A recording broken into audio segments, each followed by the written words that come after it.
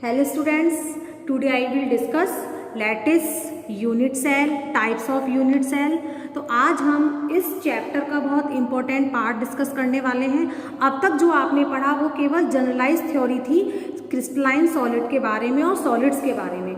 आप अब जान गए होंगे कि क्रिस्टलाइन सॉलिड का अरेंजमेंट रेगुलर होता है और वो एक 3D स्ट्रक्चर फॉर्म क्रिएट करते हैं। तो उसी को हम आगे बढ़ाते हुए इस चैप्टर में कुछ इंपॉर्टेंट पॉइंट्स को डिस्कस करेंगे। फर्स्ट पॉइंट हमारा होगा lattice, second point lattice point, third one is unit cell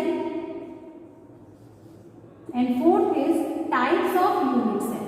okay, तो आज का जो हमारे टॉपिक्स हैं वो ये टाइप्स ऑफ यूनिट सेल। तो वन बाय वन हम इसकी स्टडी करेंगे।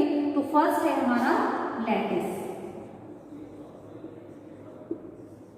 ठीक, अब लैटिस क्या है? Regular arrangement of constituent particles in 3D। अब ये तो पता ही है कि इनका एक रेगुलर अरेंजमेंट होता है। वो मैंने आपको कहा कॉन्स्टिट्यूएंट पार्टिकल्स क्या होंगे, या तो एटम्स होंगे या मॉलिक्यूल्स होंगे या आयंस होंगे। ठीक, अब इसका मैंने 3D अरेंजमेंट, एक रेगुलर अरेंजमेंट कर रही हूँ इन पॉइंट्स का। आई होप ये आपको दिख रहे हो।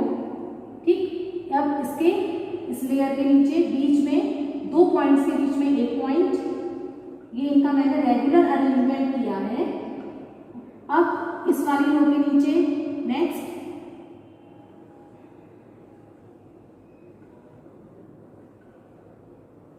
अब इसके नीचे ये।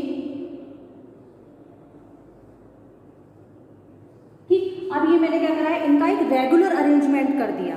ठीक, अब मैंने क्या करा, लैटिस क्या है, इस एक ईच पॉइंट को हम क्या बोलते हैं, लैटिस पॉइंट।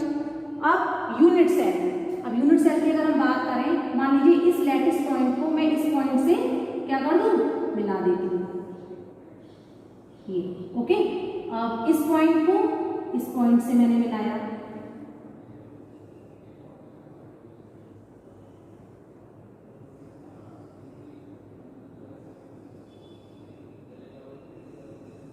ओके, तो अब मेरा जो लैटिस पॉइंट का कॉम्बिनेशन ऑफ लैटिस पॉइंट है, इनसे मेरी एक क्या बन गई, यूनिट। इसको हम क्या बोलते हैं, यूनिट सेल। ओके, तो ये जो 3D यूनिट सेल बनी है which can form lattice after repetition crystal. अब जैसे ही यूनिट सेल आपकी रिपीट होती जाएगी और एक क्रिस्टल का फॉर्मेशन हो जाएगा। नेक्स्ट आप देखिए कैसे होगा क्रिस्टल का फॉर्मेशन। आपने इसको ये इससे मिलाया, ये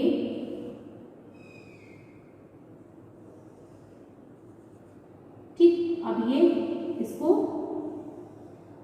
ये ठीक, तो ये क्या हो गया, अब 3D यूनिट का मैं रिपीटेशन कर रही हूँ, इसको हम क्या बोलेंगे, यूनिट सेल, और एक पूरे क्रिस्टल का फॉर्मेशन हो जाएगा। ठीक है, आई होप ये समझ में आ गया होगा आपको कि लैटिस क्या होते हैं, रेगुलर अरेंजमेंट ऑफ लिख लीजिए एक बार, regular arrangement of constituent particles in 3D। Okay, इसको हम बोलते हैं लैटिस।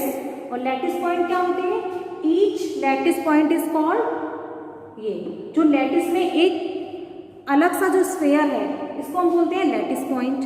और यूनिट सेल क्या है, the smallest 3D unit which can form lattice, the smallest 3D unit which can form lattice after repetition crystal. अब ये यूनिट अगर आप बार बार रिपीट होती जाएगी तो एक क्रिस्टल का फॉर्मेशन हो जाएगा। ठीक है, तो ये टर्म्स आपको समझ में आ गए होंगे। नेक्स्ट हम बात करते हैं टाइप्स ऑफ यूनिट सेल की।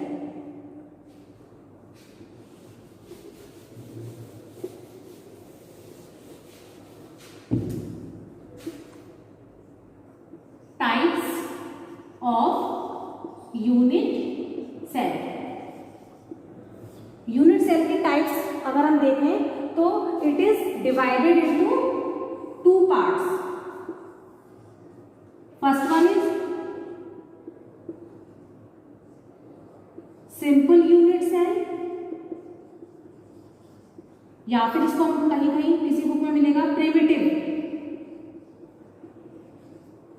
Unit cell. ओके, सेकंड की बात करते हैं, centred unit cell. It can further divided into 3 types. First one, body centred unit cell. Second, face centred unit cell. और लास्ट है आपका एंड सेंटर यूनिट सेल। ठीक है, तो यूनिट सेल के हमारे टाइप्स आ गए, कितने आ गए? First one is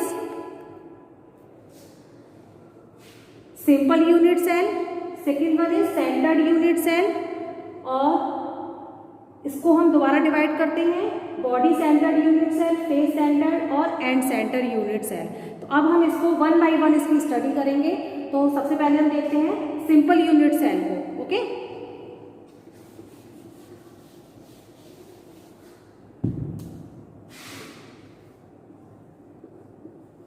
simple unit cell. Simple unit cell में क्या होता है, इसमें जो कॉन्स्टिट्यूएंट पार्टिकल्स होते हैं क्या होते हैं, कॉर्नर्स पर सेट होते हैं। ठीक है, कॉर्नर्स पर, जैसे मान लीजिए मैं ये एक क्यूब बना रही हूं,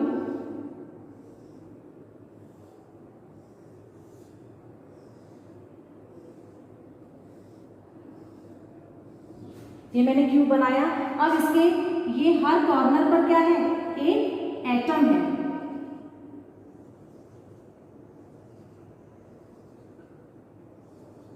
ये आपका हो गया सिंपल यूनिट सेल। अब इसमें अगर हम बात करें एटम और कॉर्नर्स की, इसमें जो एटम है इसमें कितने एटम है, 1 2 3 4 5 6 7 8, ये 8 इसमें कॉर्नर्स हैं और हर कॉर्नर्स पर एक ये एटम लगा हुआ है। अब हमें ये देखना है कि इस एटम का कितना पार्ट इस क्यूबिक यूनिट सेल में अंदर की तरफ है और कितना पूरा का पूरा। मान लीजिए अगर मैं इसका पूरा स्फीयर एटम बनाऊं तो कुछ ये इस टाइप का होगा।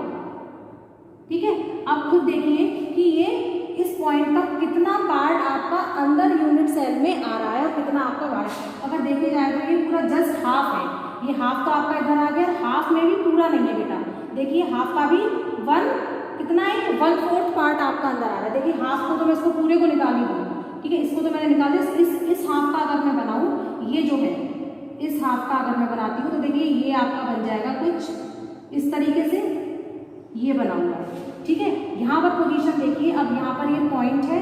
अब मैं इस लाइन को ऐसे कर दूँ, जो ये वाली लाइन जा रही है, और एक लाइन आपकी ऐसे जा रही है, और एक लाइन ऐसे है, और ये एक ऐसे है। इसमें भी केवल 1 2, ये देखिए केवल इतना ही पार्ट आपका इसमें जा रहा है। तो इट मीन्स हाफ का भी कितना आ रहा है, 1/8 पार्ट। ठीक है ना, तो हाफ का भी ये 1/4 पार्ट आ रहा है, और इस पूरे का कितना होगा, 1/8। ओके, तो 1/8 यहाँ, 1/8 यहाँ, ये हर कॉर्नर पर यही सिचुएशन है, 1/8 1/8 और 1/8। ठीक, अगर अब आप इसके एटम्स को निकालें,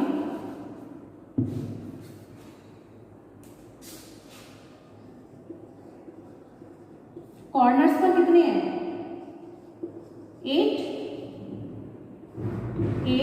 इंटू उसमें भी कितना जा रहा है, 1/8। तो 8 से 8 कैंसिल, तो यहाँ पर कितना आया, 1 एटम पर यूनिट सेल आपका कितना आ रहा है, 1 एटम। और इसी को हम क्या बोल देते हैं, rank of unit cell.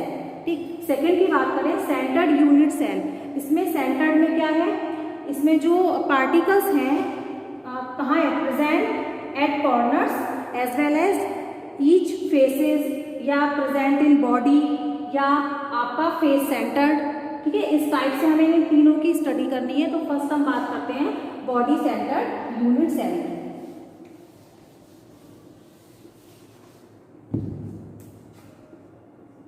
Body centred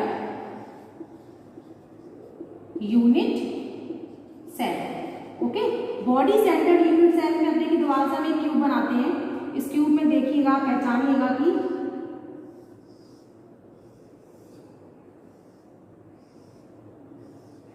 ये ओके। अब इसमें क्या है, कॉर्नर्स पर तो है नहीं,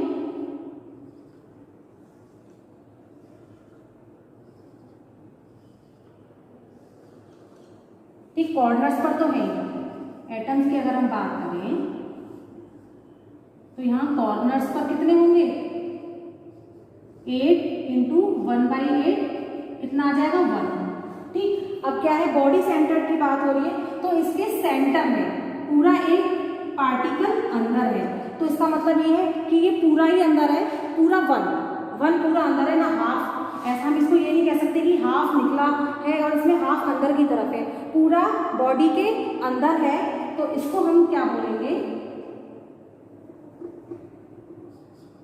कितना हुआ, 1।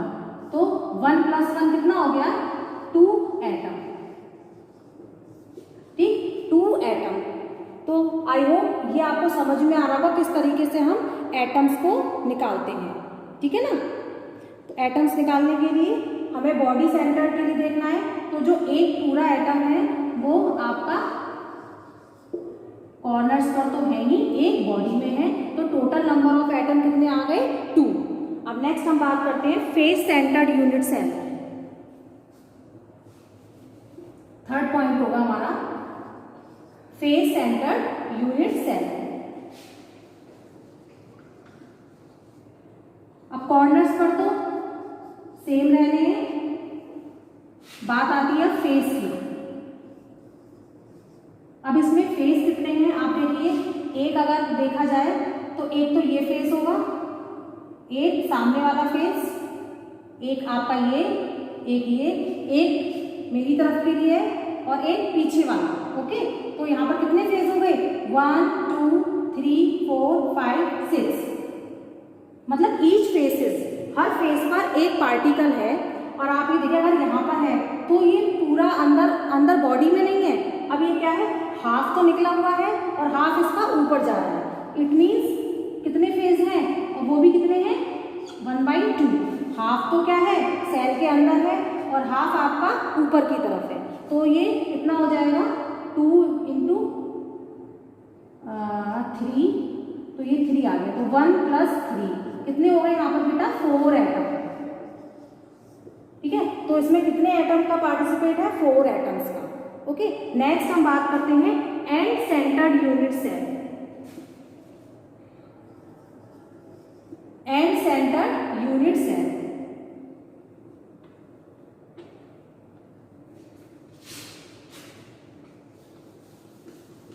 एंड सेंटर यूनिट सेल के लिए कॉर्नर्स पर तो पार्टिकल्स नहीं, ठीक, कॉर्नर्स पर तो सब में ही है।